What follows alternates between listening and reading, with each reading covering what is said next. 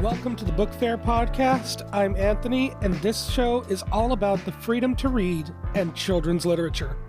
This week, a look at pre-filed laws targeting libraries, a federal judge strikes down parts of an Arkansas censorship law, how Project 2025 lays out a plan to drop all Title IX investigations. Beginning first, a look at a Substack post outlining bills pre-filed for 2025.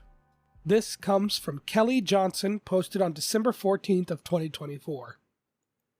Beginning in Alabama, SB 6 filed by Senator Chris Elliott. While library board members in Alabama are appointed by either their city or county council members, this new bill would give those same councils the power to fire board members by a 2/3 vote. This means that library board members that do not behave at the behest of their city or county council, as opposed to the whole of the communities they serve, could be fired at the whim of those councils. House Bill 4, filed by Arnold Mooney. This bill states that having certain materials in libraries would be enough for librarians in those institutions to be charged as sex offenders. This would apply both in public schools and in public libraries. HB 67, filed by Scott Stadthagen.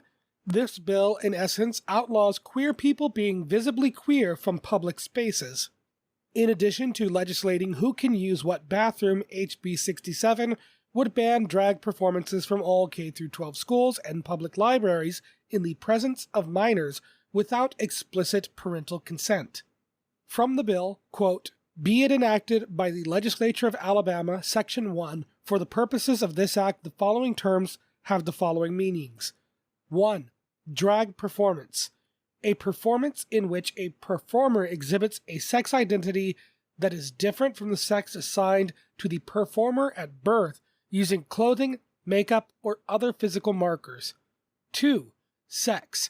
The state of being male or female as observed or clinically verified at birth." Moving over to Ohio, House Bill 556, filed by Adam Matthews. This law would remove library workers from being protected for having certain materials in their collections, but as you'll recall, library workers and educators do not have, nor do they pander, anything considered obscene under the prevailing test for obscenity, the Miller test, which is a 3-part test stating 1. The average person applying current community standards must find that the work, taken as a whole, appeals to the prurient interests. 2. The work depicts or describes in patently offensive ways sexual conduct as defined by state law. And 3. The work, taken as a whole, lacks serious literary, artistic, political, or scientific value. HB 622, filed by Al Cortona. This bill would allow such a scenario as the one mentioned above to play out without any real challenge. HB 622 would require every library board in the state to create a policy that decrees no material deemed harmful to minors would be on display in the public library. If a library fails to comply with this, they would lose funding, and that funding would be redistributed.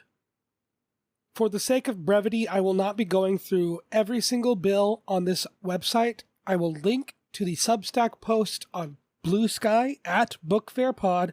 You can also check patreon.com/thebookfair for any resources or materials used in the podcast.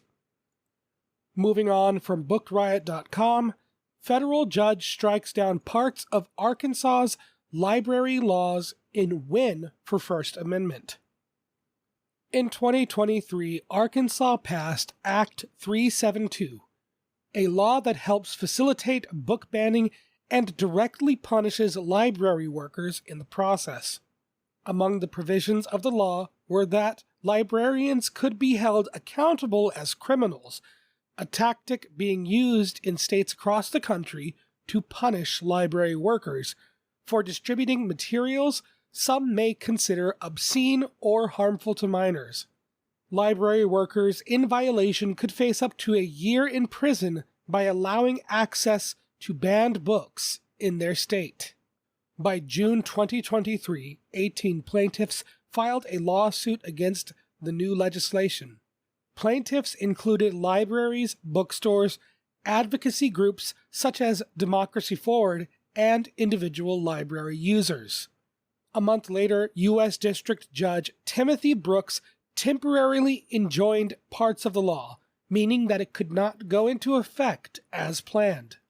Now, more than a year and a half later, this case has come to a close with Brooks permanently enjoining Sections 1 and 5 of Act 372. Both sections were deemed unconstitutional.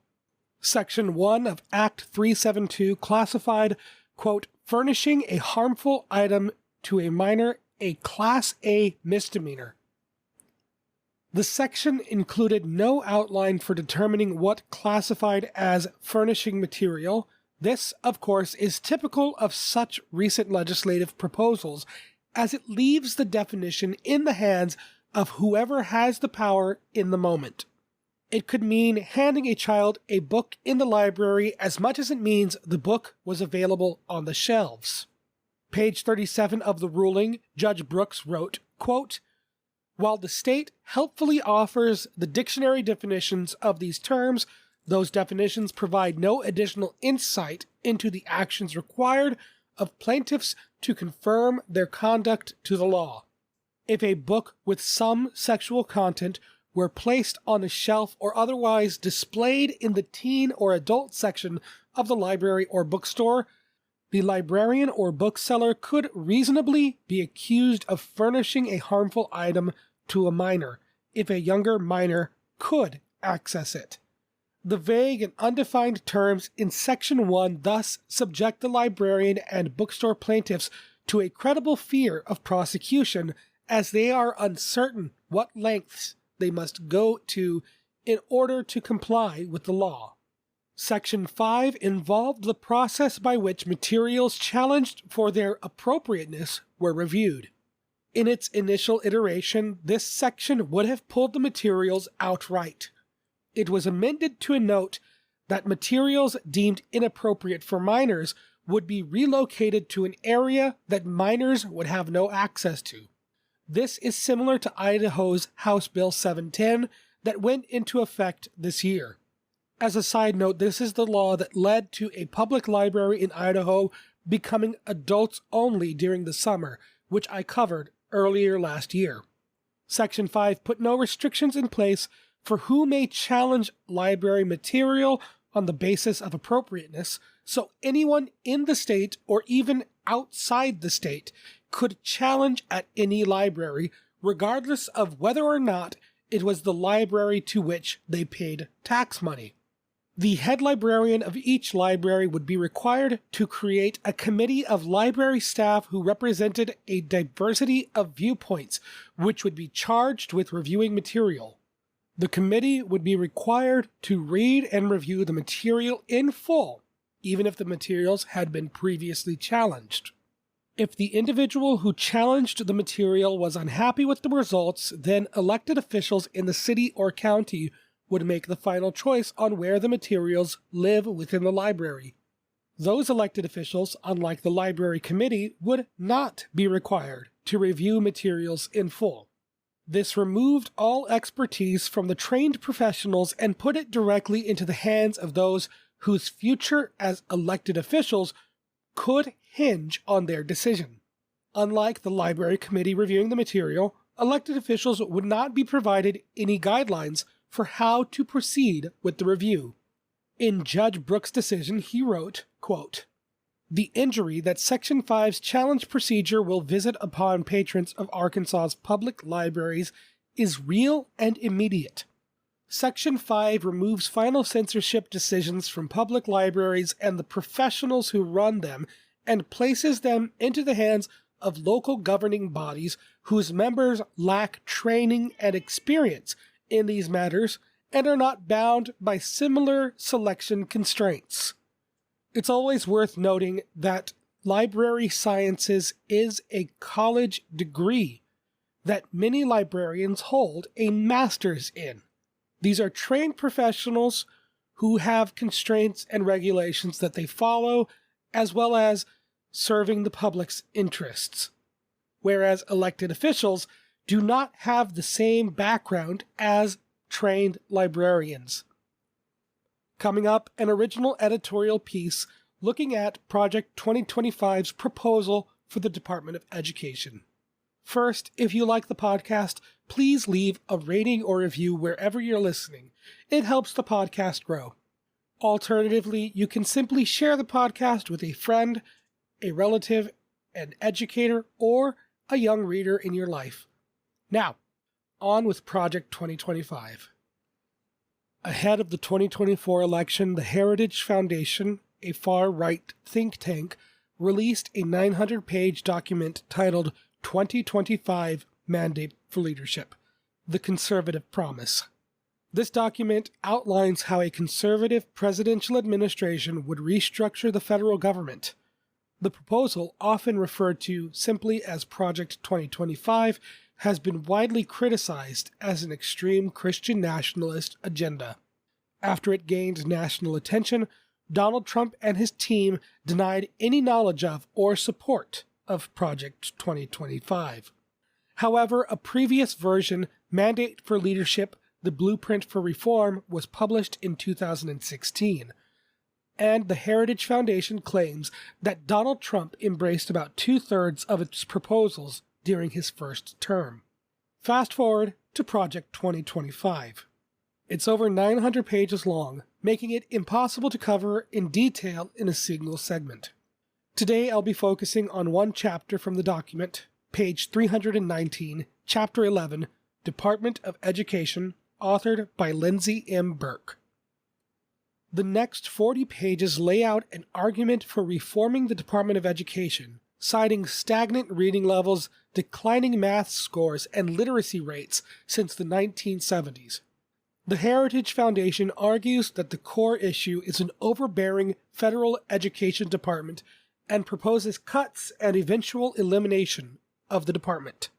However, when you examine Project 2025 closely, the promise to return education to the states seems mostly performative. Here is why. On page 325, Project 2025 states, quote, reduce the number of programs managed by the Office of Elementary and Secondary Education, aka the OESE, and transfer some remaining programs to other federal agencies.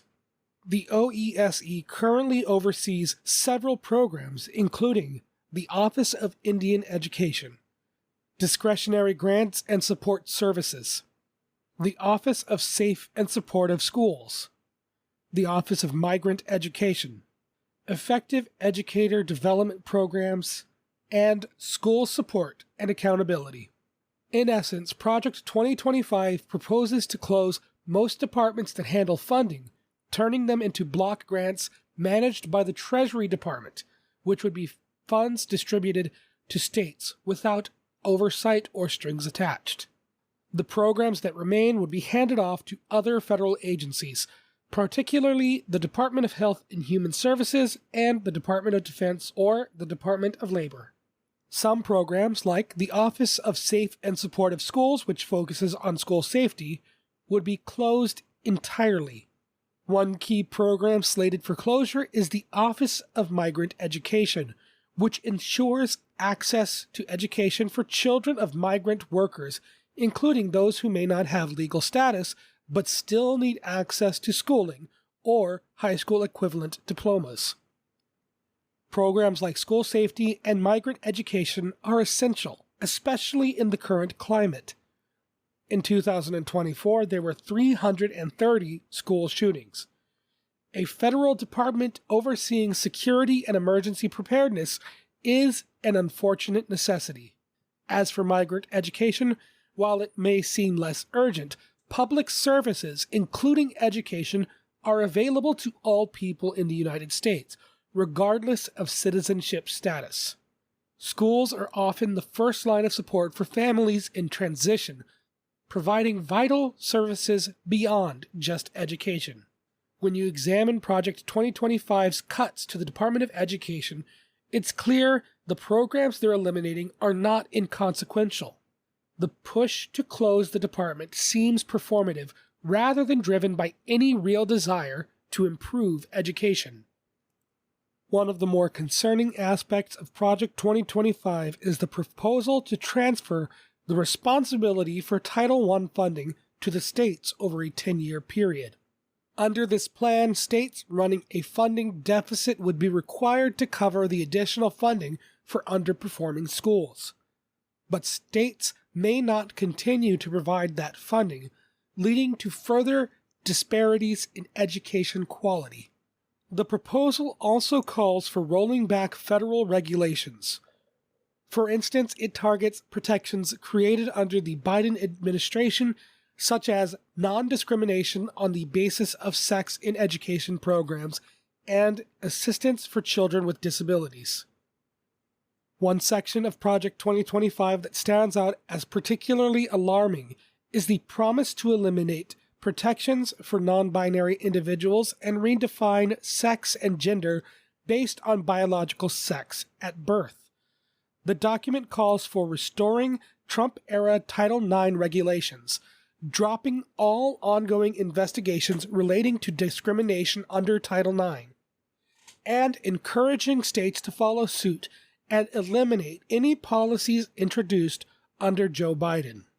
This means that discrimination complaints related to gender identity or sex would be effectively wiped out, and schools would be free to revert to more restrictive pre-Biden rules. If there is one key takeaway from Project 2025 and its approach to education, it's this. The plan to eliminate the Department of Education and return power to the states is far more complex and potentially harmful than it may seem at first glance. While it promises local control, it seems to prioritize political ideology over the real day-to-day needs of students and educators. The result could be a fragmented education system with fewer protections for vulnerable communities. And this concludes another episode of the Book Fair Podcast. Thank you so much for listening. If you appreciate the work being done here, make sure to leave a review or rating wherever you're listening, or share the podcast to a friend, an educator, or a young reader in your life. And as always, I'll talk at you next time.